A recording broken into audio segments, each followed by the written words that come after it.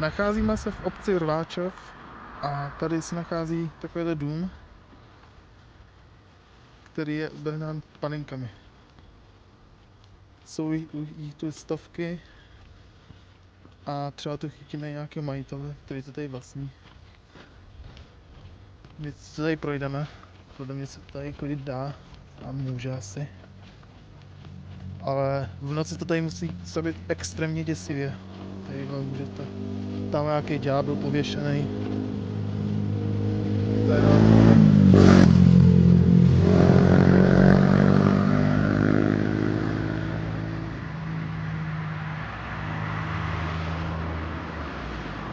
Tak my to tady jdeme projít.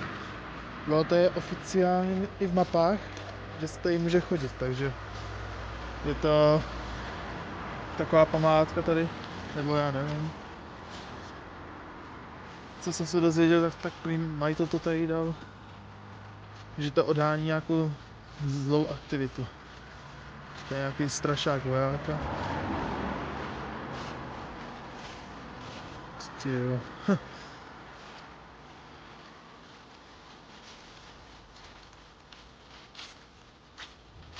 Tady smrtka. Tady to vypadá drsně.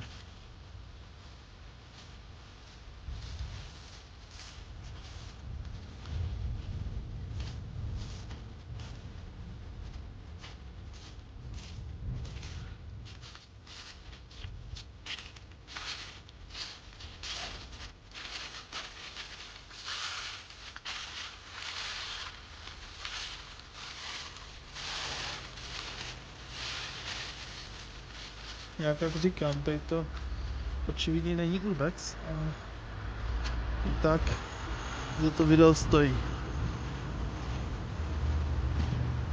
Tady další obvěšený panenky.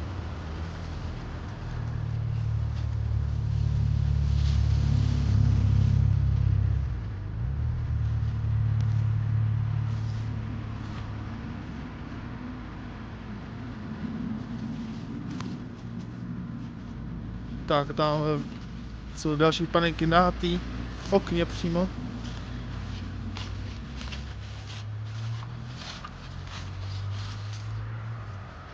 Jo, tady to můžete prostě.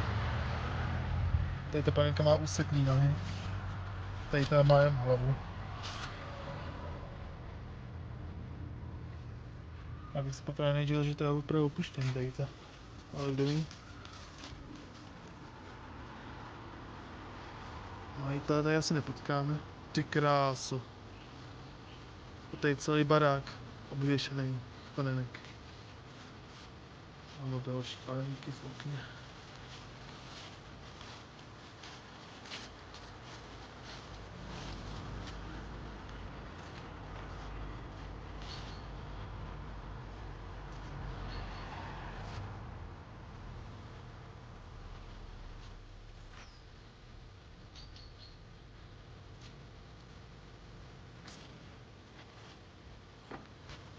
Dobrý den.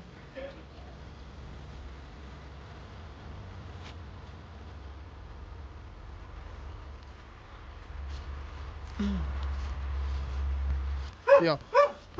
Takže jako první věc, na kterou bychom se zeptali, je proč tady v okolí máte ty panenky? Co to má symbolizovat? To je můj pohled na svět. A to má odhánět něco špatného, jako špatnou energii třeba, nebo? Nemyslím si, že to má špatnou nebo dobrou energii. Obrazuje to pohled na civilizaci. To znamená, že já si myslím, že jsme jako lidstvo na konci cesty. To znamená, že by to mělo zobrazovat konec civilizace. Jasný.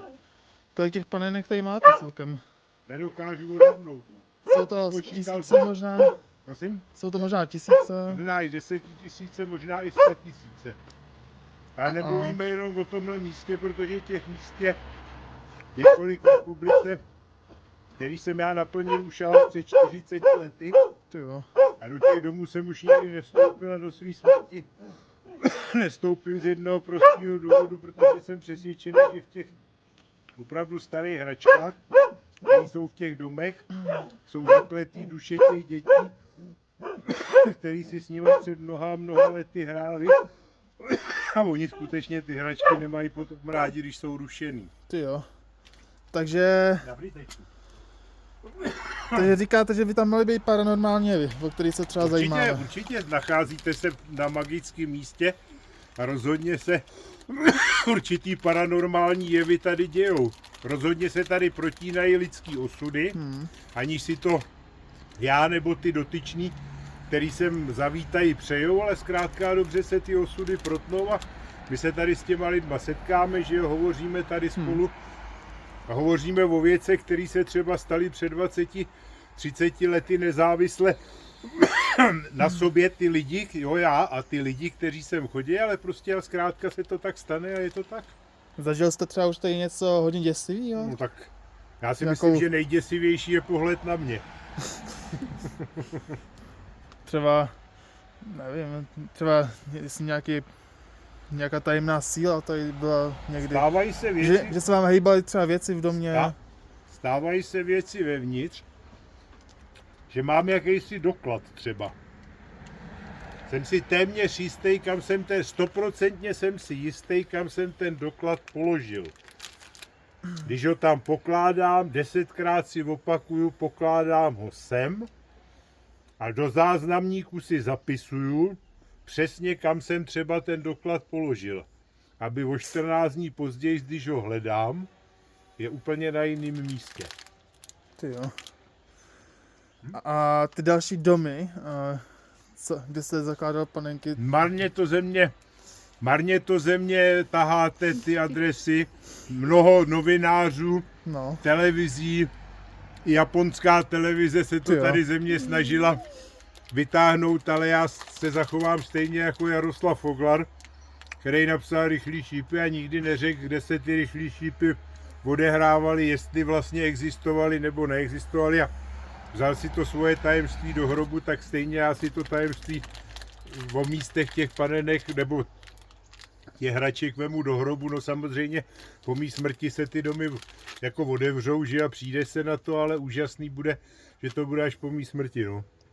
Tak to má svoje kouzlo. Jasně. Utajený takový. Kouzlo místa, jasně. Tady takový profláklý, že jo. No jasně, tohle už je profláklý. Tohle je v mapách zapsaný. Jasně, tohle už je. Ale tak jako, že jo, samozřejmě každý, kdo se zabývá tímhle abstraktem, má rád, když to navštěvujou lidi, že jo, no to přece malíři taky malujou obrazy pro to, aby se na ně lidi dívali, že jo, nemalujou je někde do kredence nebo do jarmary, že jo, to je normální věc, taková ta touha po nějaký té částečné popularitě, i když jí nesmí být moc. Jo, nejlepší je to, když je to vyvážený a je to tak akorát, no.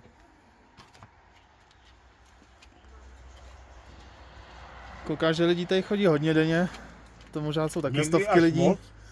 Někdy až moc, ale hlavně, jo, člověk někdy se je vevnitř, jo, ocne se třeba v nějaký choulostivý situaci, potřebuje se umýt, že jo, nebo něco podobného, no a lidi koukají oknem dovnitř, že jo, tak to už je potom poměrně dost jako nepříjemný a protivný, ale jinak jako pokud chodí jenom a procházejí si tu zahradu, tak s tím já nemám vůbec žádný problémy a děje se tak, že já tady třeba i nejsem, jakoby, jo, a vracím se třeba náhodou, se tady potkáme, že jo, pohovoříme a že prostě tohle, když někdo vytvoří, tak zkrátka dobře musí počítat s tím, že ty lidi sem budou chodit, že jo. Protože jedna úměra, vážený mladý pane, existuje a je to rovnice a ta jasně říká, že čím větší blbost člověk v životě udělá, tím víc lidí se na ní přijde podívat. To je prostě a zkrátka dobře. Vybočíš člověk z jakýhosi průměru, že jo, no a samozřejmě to lidi mají rádi, no. My jsme urbexeři a jsou tady youtubeři, kteří lítají po opuštěných budovách, ničejí to a pak to je hodně viděný a ten opuštěný barák se okamžitě zničí. No jasně, to jsou opuštěný místa, že jo, ono to taky mělo tady, ono by to tu atmosféru tady mělo navozovat, že jo, vlastně já bych tady ani neměl být. Ale ten barák třeba úplně vypadá jako opuštěný. No jasně, ten je opuštěný, ten slouží jenom jako skladiště, patří k tomu, ale slouží jenom jako skladiště hraček, jo. Jinak jako má, i tenhle by měl působit jako opuštěně, jo. To byl záměr jako při té tvorbě. A jak dlouho to tady sbíráte takhle přibližně? Tohle, co je venku, tak to tvořím tak 10 nebo 12 roků, ale jinak tu sbírku, kterou jsem vytvořil, tak tvořím 50 let. Mluvíme o těch domech, které jsou rozsetý po celé zemi, jo? To mluvíme o těch tajných místech. Jo, berou si občas nějak lidi, tady ty panenky domů třeba, nebo No tak někam. stalo se to, ale bohužel po nějakém čase se tady objevili jejich příbuzní a sdělili mě smutnou zprávu, že ty lidi bohužel už nejsou mezi živejma. Ty jo. A ty panenky, ještě poslední otázka, kupujete někde, nebo je sbíráte různě?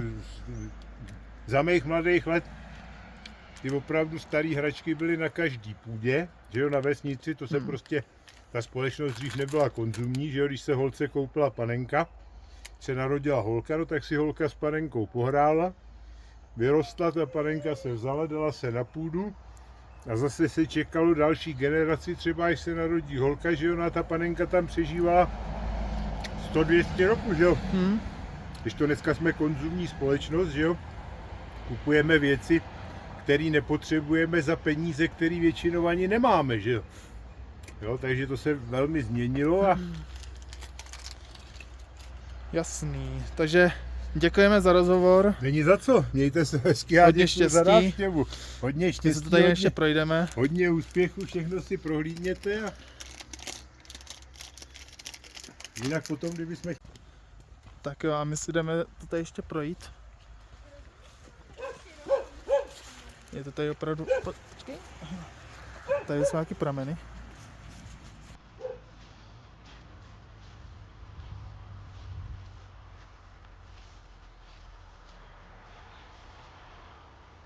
Já tady ten rozhovor vám dám na YouTube plně nesestříhaný. Tadyhle... Můžete vidět sklep. Takový jeskyní. Já jsem teď omezený, co se týče místem v telefonu. Tady to jsou takové ty voodoo panenky, nebo já nevím, co tady začalo. Jaký z toho máš pocit? Dobré, jako je to hezký. Já jsem rád, že jsme chytili majitele tady. No.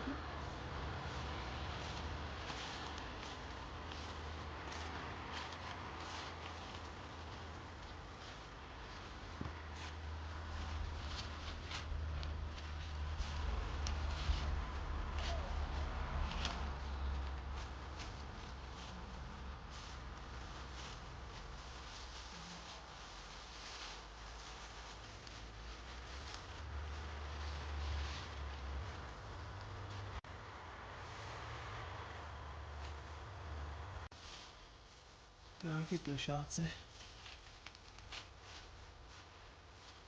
Tady taky ty nádražní hodiny jsou.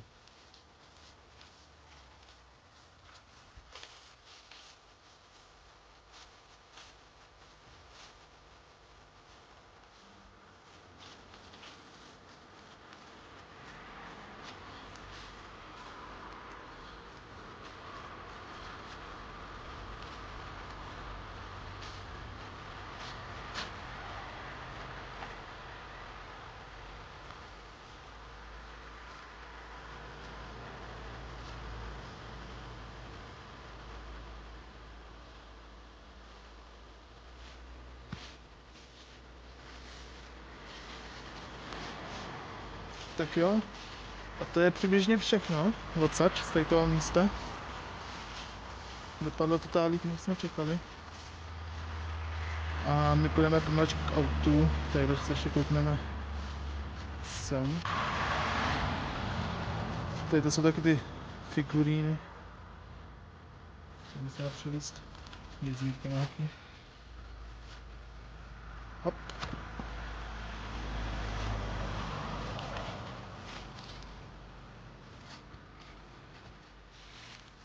Takže pokud se vám tady to video líbilo, zanechte like, odběr.